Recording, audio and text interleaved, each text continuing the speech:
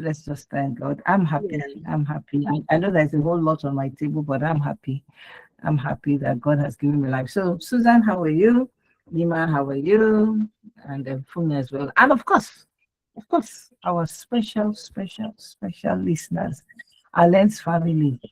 We love you to return. You know, you're always here for us. So we wish you nice weekend. Mm. Make the best out of it. Good morning, me. Yes. Good Good morning, morning, Susan. Nima. Good morning, Mambuki. Good morning, HerLens family. And yes, thank God it's Friday. Even though I've been indoor all week, but thank God it's Friday. Thank God it's Friday. We're going to slide right into it this morning. Nima, do you want to do the honors of the first one? Oh yes, oh yes, oh yes. We're going to talk about the nurse who is it baby trafficking or baby racketeering? Anyway, woman posing as nurse arrested after stealing newborn baby from the mother at Benway Healthcare Center. The police have arrested a woman accused of stealing a newborn baby from a healthcare center in Boko. I'm sorry if I didn't pronounce that well. Local government area of Benue State. The incident reportedly occurred in the early hours of Tuesday after the newborn and his mother were moved to a ward for further care following delivery. According to activist Zege Orkwandi, the suspected tracked to Adeka in Boko area following intelligence from members of the public. He said the woman was traced from Tarka LGA on a motorcycle before she was arrested in Boko. Okwande also disclosed that about 9 other persons had been arrested and detained at the Benue State Police Command headquarters in Makurdi in connection with the case. While in the ward, a woman allegedly approached the mother and introduced herself as a nurse and claimed she needed to conduct another examination on the baby.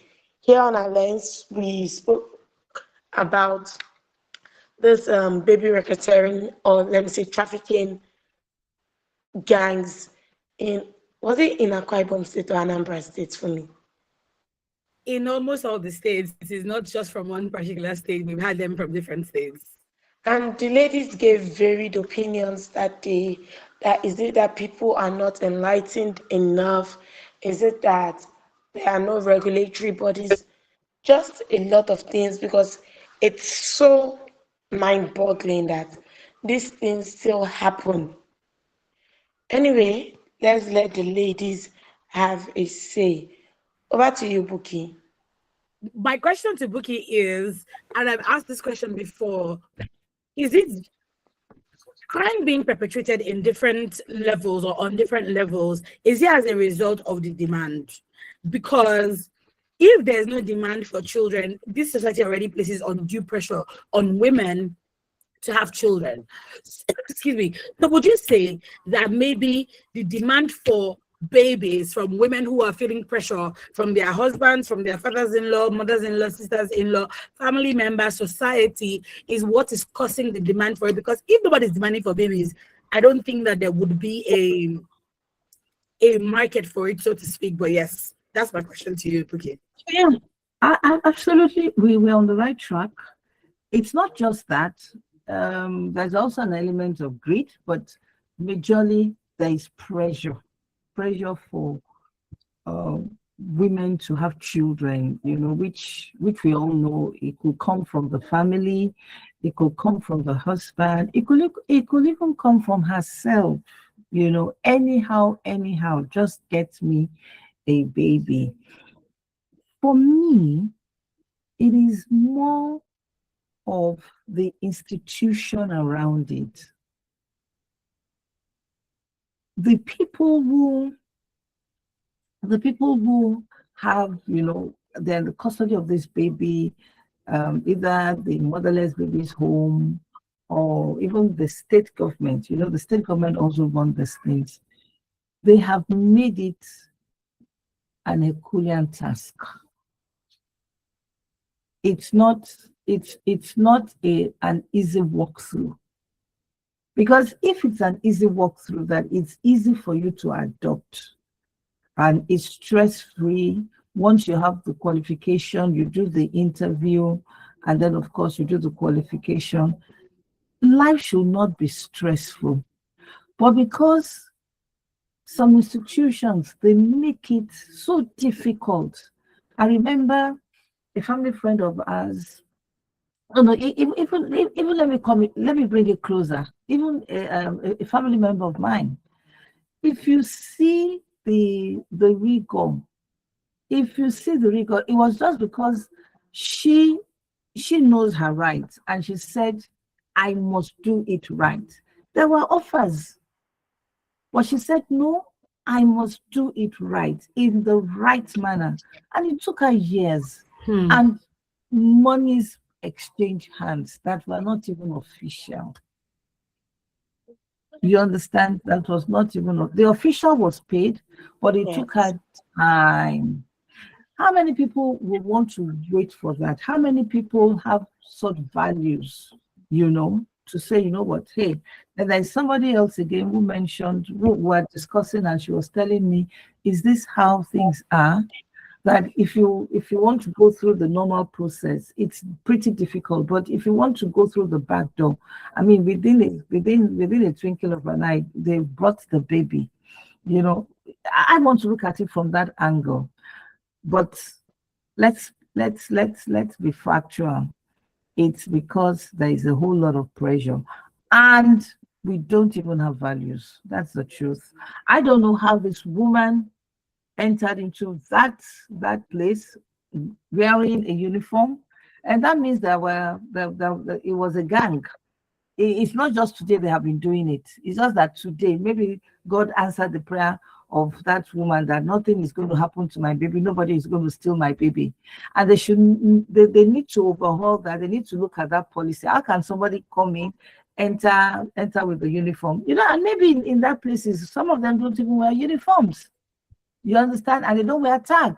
You can't even identify them. So these are areas where they need to tighten up. But let the other ladies wade into this. Thank you. All right, Susan, over to you. Oh, Ibn Abo is here. Good morning, Ibn Abo. How are you this morning? Yeah, good morning, beautiful ladies. I greet all the ladies in one wave. Good morning, beautiful ladies, and good morning to all our valued listeners. Thank you. All right, Susan, over to you. Nima, what's your question for Susan?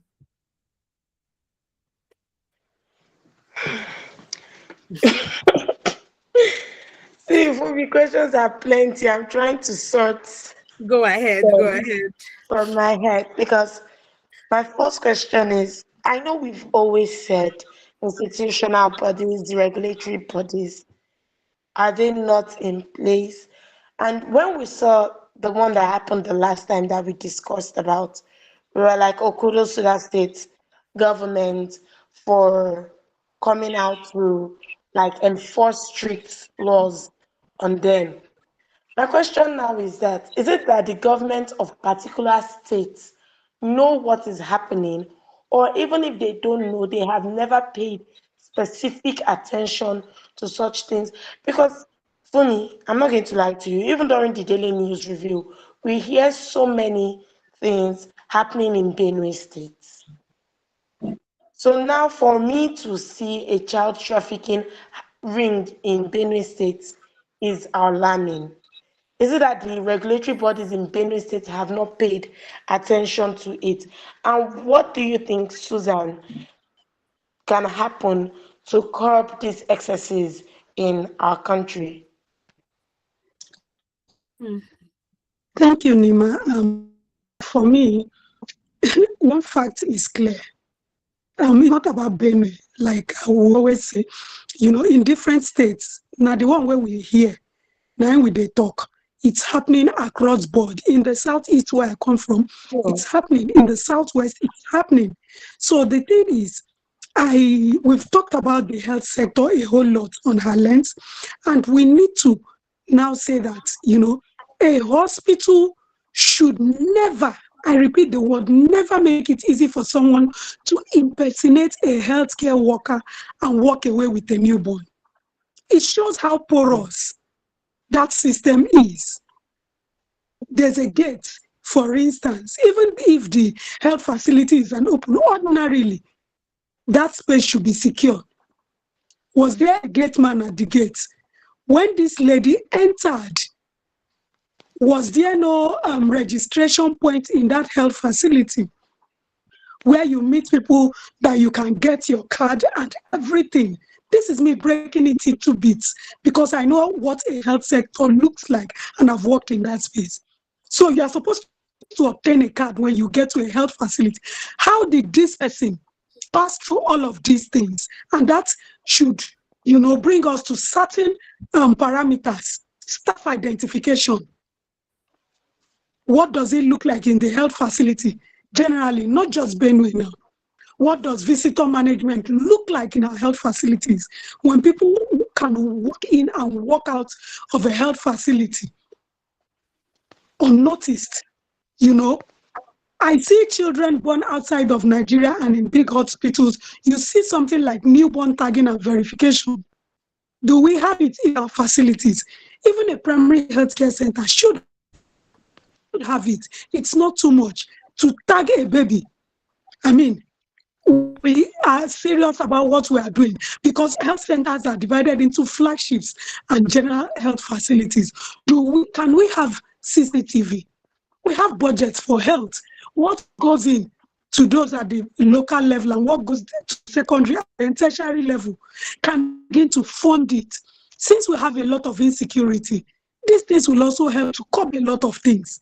I mean, how do we even train mothers, train antenatal clinics to be able to verify anyone handling their babies? We can't just have random people coming to touch and check my baby. This baby is less than a week. This baby should not be handled by every other person. I mean, not anyone just coming. I think, Nima, even as we discuss these issues, and I have raised some of the ways we can curb, so even as I have spoken about this, but I think that we should be asking ourselves, why would someone steal a baby? What kind of a society have we created, where motherhood, where motherhood becomes a measure of a woman's worth? I've been expecting your baby. People keep dropping side comments that humiliate my gender every other, and we should know that this is a criminal network. For this man to have been able to go in, dress up, come out, it shows how porous. There are networks from newborn, whether we believe it or not. And hospitals have become breaches for them to claim because, trust me, whether we are or not, it's either someone is not doing their job correctly or there's someone within the space who is aiding and abetting. So until we begin to address these social pressures, and strengthen our facility security, my sister, one, we need to address this social pressure.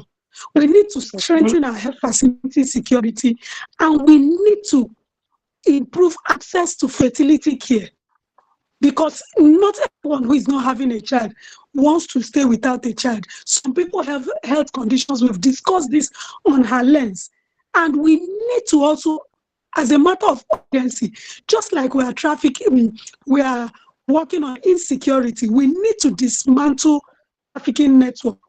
If not, it's not about Benue. It is Benue. Tomorrow it might be Imo, and the next day it might be Ogun.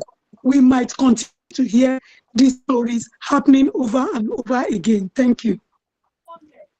All right. Thank you, Susan, for your contribution. Over to you, Binabo. We've been talking about the woman who stole a baby. Let me use the word, stole a baby in Benue State. She posed as a healthcare official and took the baby out of the hospital, but she has been arrested. But before that, we are live on YouTube at WFM 917, and you can listen to us on the go via our website at www.wfm917.com. You can send a text message, a WhatsApp message, or a voice note to 0703 175 6537 or 08155 917 917. Okay, Binabo, over to you. Okay, thank you. The ladies have said a lot. I'm going to add that you see, baby stealing continues to make inroads in Nigerian hospitals, primarily due to organized child trafficking syndicates, and of course they mentioned high financial incentives, and of course you all mentioned regulatory gaps within healthcare facilities. Until we are able to break this powerful syndicate. It's a syndicate whereby we have clients who are supposed to be morally inclined, who are supposed to be responsible persons in the society, but because of the pressure on them to have children or to have babies of a particular sex. So this continues, and it will continue to make inroads until we make it, there was a time drug trafficking so many years ago. I was very little then, but I mean the stories went everywhere when drug traffickers were given the capital punishment. Yeah, it was sad, it was bad, but it's brought in, I mean, it's really, really, really, really, really reduced it to almost zero level. So there has to be this very strict punishment, stringent punishment for traffickers, because babies don't have any power to defend themselves. So when adults begin to exact on babies certain level of unfairness, there is need for the law to come in and protect these babies. Now, until they're able, like I said, we're able to break this syndicate. It's an internal syndicate, and you can also, trace it to medical quackery. Now, we have some hospitals where we have very corrupt professionals, and this is a very powerful driver of this, crime. You are in a hospital, you have a doctor who will connive with traffickers, you have nurses who will connive with traffickers. Like, for instance, this particular one we are discussing, how did she get the confidence? How did she know how to find her way from the ward to the labor room? She is very familiar with that place. It's either she has been going there, acting as a visitor or something and studying every move for a long time, or there is, there is a work in hand with somebody, a medical professional in that hospital. Because you just went to a person, you put on the uniform, you went to a new mom, you picked a baby, you gave her one story, and then you went into the labor room. That is a very smooth process. How did she go up? How did she come to that? How was she so sure that nobody will query her in the labor room? Because labor room is a place where you go and relax. So why would she do that? Because there had been a plan on ground with somebody working in that facility. That is why it is not just about, arresting that person. It is about breaking the chain. It's a chain.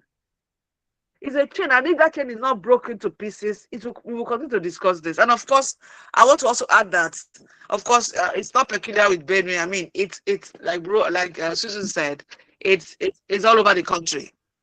Now, the one where the story comes to public, and they talk about. So, with you. with all of this, there is need for our various agencies to put in place measures, having in mind that this baby stealing is a continuous process. It's not stopping. So what measures are you putting in place to protect new moms and babies? So there are some moms who do not have anyone to stay with them, like the grandma was with the woman.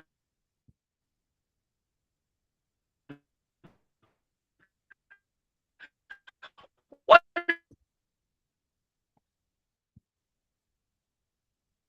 Hi, Bina, but we can't hear you any longer.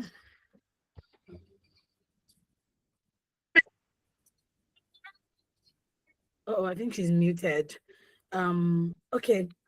Thank you so much, ladies, for your candid submissions. Every time we talk about this thing, it's like we keep on repeating the same thing over and over and over again. And we're just hoping that the right authorities, look into it and get on top of it. Also, to people who put pressure on their daughters-in-law or their assistants-in-law or husbands, we're addressing you people now. This is the time to stop, because when you do this, we've heard of women who get involved in really, really crazy stuff, and then they start taking steroids in some facilities to make it look as if they're pregnant. They're giving babies, like maybe in this case, but the woman was never pregnant. The husband does not even know that she's pregnant. The family members don't even know that she's pregnant, or that she's not pregnant, rather. All they see is that they see a baby and she has semblance. Whatever symptoms she's having is mimicking that of a pregnant woman. And then the woman maybe goes to buy a baby, maybe does unscrupulous things so that she can get a baby. Please, if you know someone who's putting pressure on her sister-in-law and daughter-in-law, this is the time that we're begging you, please speak against it. Let's stop this menace, because it's already getting out of hand. Nobody's thinking about the families who are rendered in pain, or in hurts, that a baby was taken from them. Nobody's also thinking about that child growing up to say, I can't find my baby because I don't think I'm a part of this family. We've seen this time and time again. You don't know what's going to happen in the future. The health, whatever, please, we're actually begging you now. Okay. Go ahead, Ibinabo. Yes, I can see that your hands up. Okay, thank you. I just want to quickly add that I don't know whether there's something the government can do to subsidize the cost of all these artificial ways of getting pregnant. The IVFs and so on. Yes, because it is very expensive and it is not always a success at the first attempt. So like yesterday, I was discussing with somebody who had her baby via artificial means. She said, I've spent so many millions. It was the third attempt that stayed. You understand? So what if there was no such money? So if there's anything the government can do, if there are ways these medical facilities and the operators can bring down the cost a bit, because what is even driving this child trafficking amongst honest parents who are not trying to steal babies to sell organs, those who are stealing babies to make this baby their own, some of them is because of the cost of the artificial means of getting pregnant.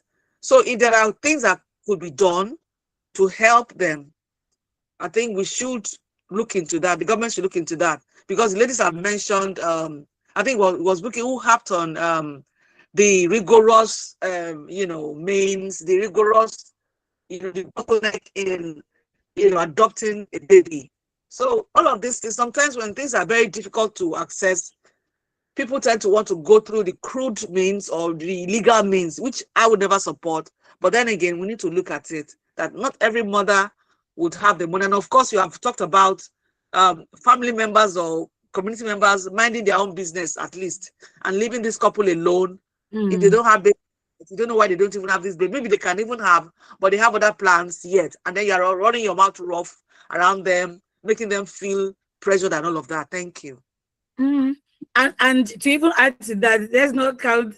Okay, I'm not going to. Let's go into the next one. We're still live on YouTube at WFM 917. You can listen on the go via our website www.wfm917.com. The phone lines are now open: 07000-917-917, 0800-123-5917, 09155-917-917.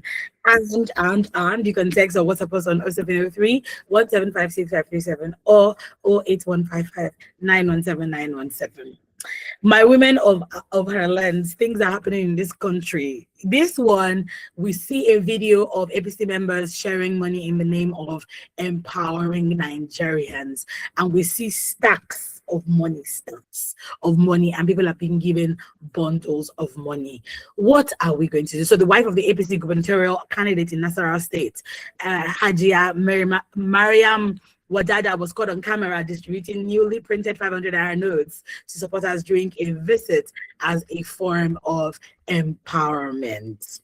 Some people call this the weaponization of poverty. Some people call it, stomach infrastructure. Some people call it, well, anything to make people are hungry. Let's empower them. Buki, as the nation builder, what say you to this video? Because somebody had tweeted and said, if it was Margaret Obi, that's Peter Obi's wife, that had done this, best believe she would have been jailed. Is there bias? Is there partiality? What are we doing? But yeah, I'm going to hand over to you. You like to post Bookie for talk. Yes, every small thing you are the nation builder. Yes, so she will say the things that I can't say. Please go ahead, Buki. Okay, can you hear me? Because it's saying my network. Yeah, okay. This is not how to build a nation. Let me say it. It's a very wrong way. It gives me concern, big concern. And why does it give me big concern? This man, I understand, he has been a 2-time senator. And is also the chairman of the Senate Public Accounts Committee. Yes, it has been put down by Sule that he's the one who is taking over. And I am more troubled that if this is how you call empowerment in Nasarawa, it's a pity that I didn't look at the statistics of Nasarawa. But definitely, if we even bring the whole of the North, in terms of education, we know where they are. In terms of development, we know where they are. They're backward, they're backward. And if you say this is empowerment, then what kind of empowerment are you doing? The angle of EFCC, yes, they can actually investigate based on where did you get this money from? Sharing money, it's not an issue. You can say, oh, they were very vulnerable, they were in need, and then you decided to share.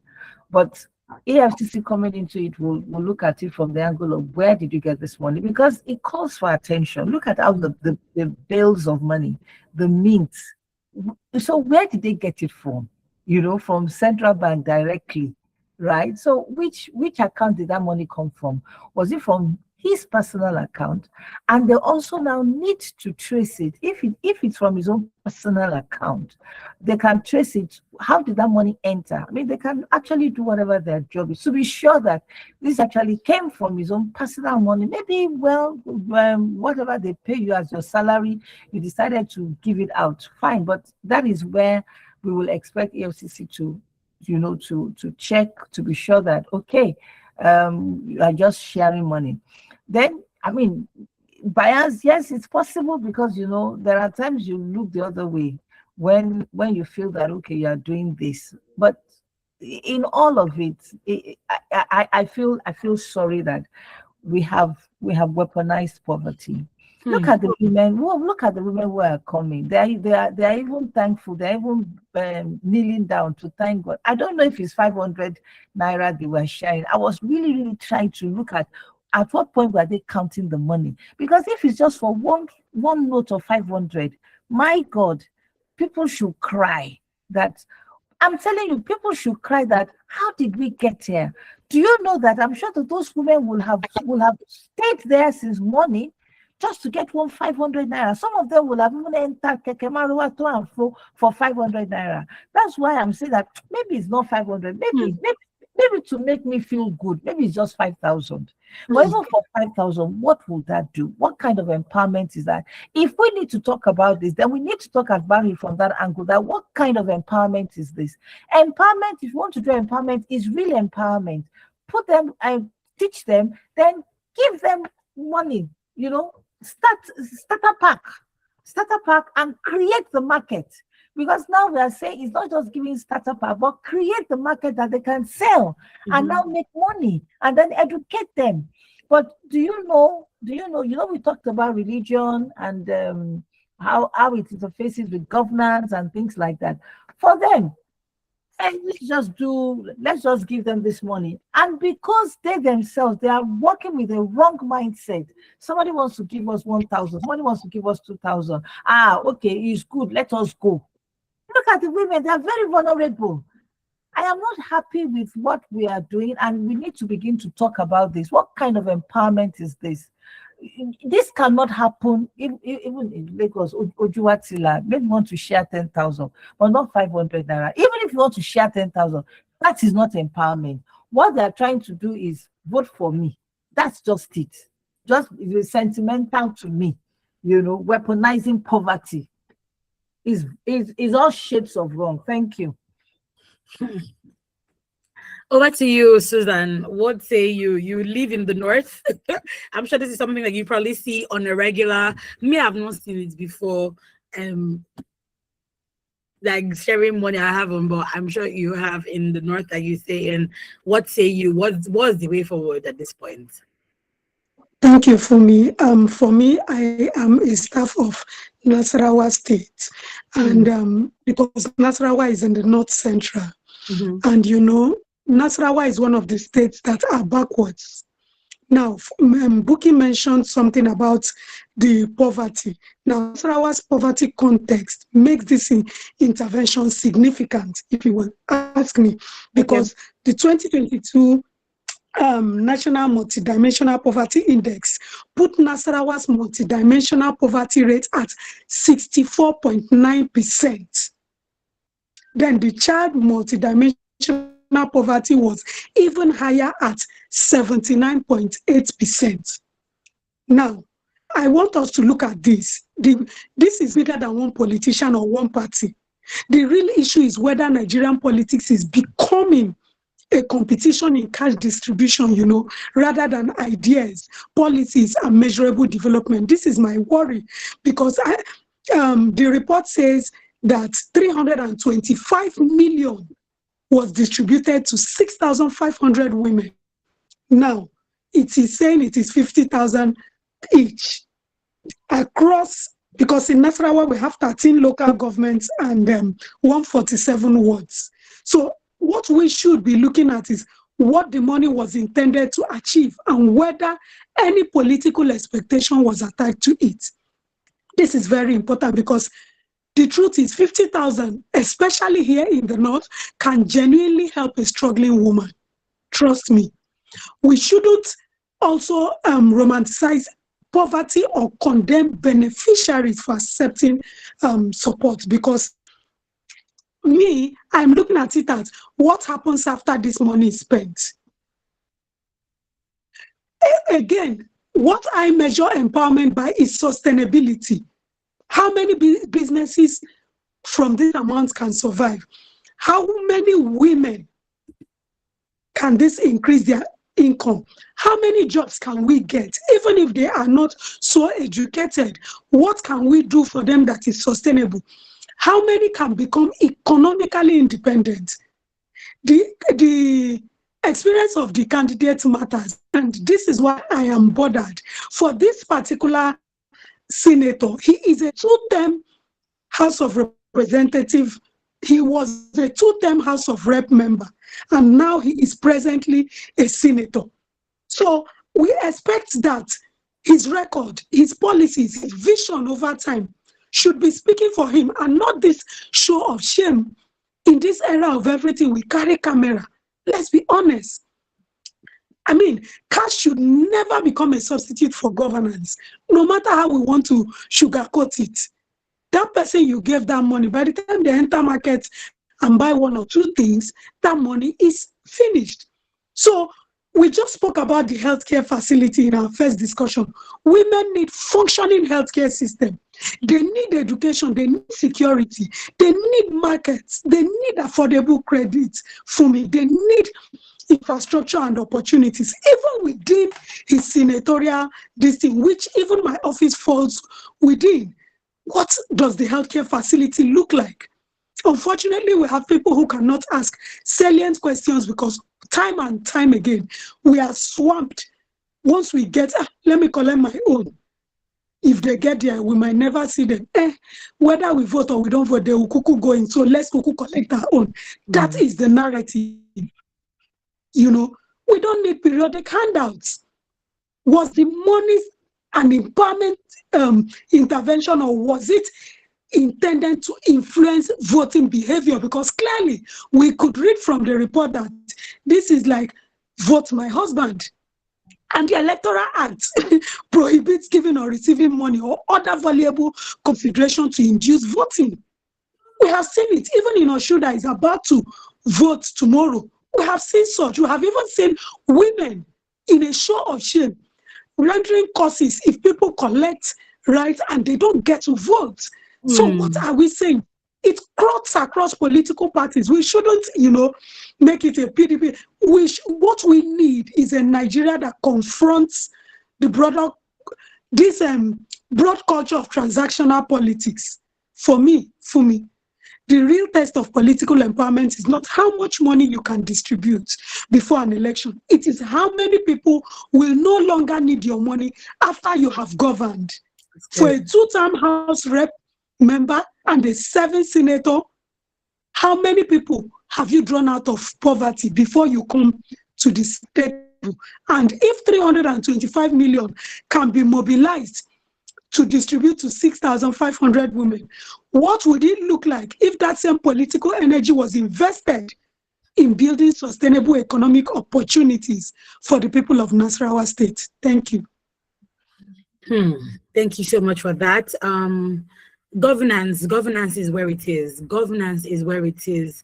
Anyway, so Ibn Abba, before we go, I'm particularly worried about the image of women, in Nigeria. We use women when we need to canvass votes. We use women when we need to distribute money and food. We use women when we need to just push a particular candidate from a particular party. Now we see the wife of the governor of Nasarawa State in this sort of situation that doesn't favor us, because at the end of the day, when we now say, we want to be seen as governorship candidates, nobody's really taking us seriously. Interestingly, the Osun State election is happening tomorrow, and we already know who the fight is against, but it would surprise you, or maybe not surprise many people to know that there's actually a female candidate in Osun State that is vying for governorship, but nobody is saying anything about that. Would you say it's because of this kind of things that is causing imaging for women to reduce or to be non-existent in the first instance? And how can we as women, put our foot down and say, you're not going to use me to be sharing money? I need you to take me seriously. Okay, all of this that you've asked, as it pertains to the woman and knowing her rights and working towards that, they are all work in progress. Because you see, there is something, hunger has power, whether we like it or not. Hunger has muscle. And when you look at the family, the mother, I'm not saying the father does not have compassion, but there's something about the mother. She's the one that sees the children. The children are very vulnerable around her. When daddy is around, they may just try to brace up. But when mommy is around and they are hungry, in fact, they exaggerate the hunger, gone safe. You understand? So at the end of the day, she's the one that is dragged into all of this emotional, oh, I'm hungry. Oh, my children are hungry. Oh, and she becomes very desperate. She becomes very frustrated. That's why you see that. I will not discuss a story about how a woman went into somebody else's kitchen to steal a pot of soup just for children to feed. You understand? People have seen this a lot, and they are coming through the women to do a lot of things. And I want to say that the advocacy for women to stand their ground is ongoing. Yes, it will take a while for it to think properly, but we shouldn't stop. We should keep doing this because a lot of women are vulnerable. A woman whose business is kulimkuli and ekpa, how much does she even make? She doesn't even have a shop. She sits by the roadside, and these same people who have empowered her, maybe sometimes we go to sell kulimkuli and ekpa, will still send their agents to come and remove her from the roadside because she cannot afford a shop. And if she stays somewhere within the marketplace, maybe a corner, multiple taxes she has to pay. So at the end of the day, her take-home profit is nothing. So you see, when you leave a woman this vulnerable, and somebody now comes up to say that, oh, come, I will give you this, I will empower you, I will do this and that, she would cave in. So this is a sad story of the Nigerian woman. And then again, this is a point where, I mean, we have come a long way. This particular democracy started in 1999. So it is about 27 years old.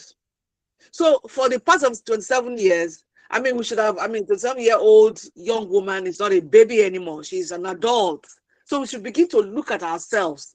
That why are we so vulnerable that politicians have the effrontery to want to use us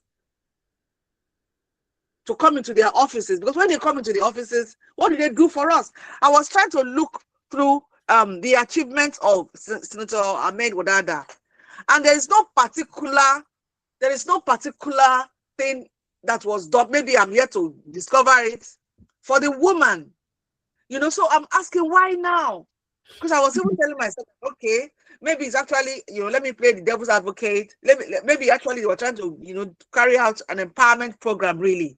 50,000, and maybe you will buy some materials and make nunu, fura de nunu, and all of that, and sell.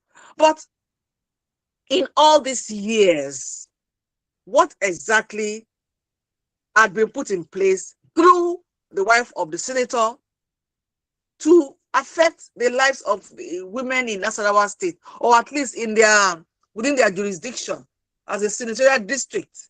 What have they done for the woman?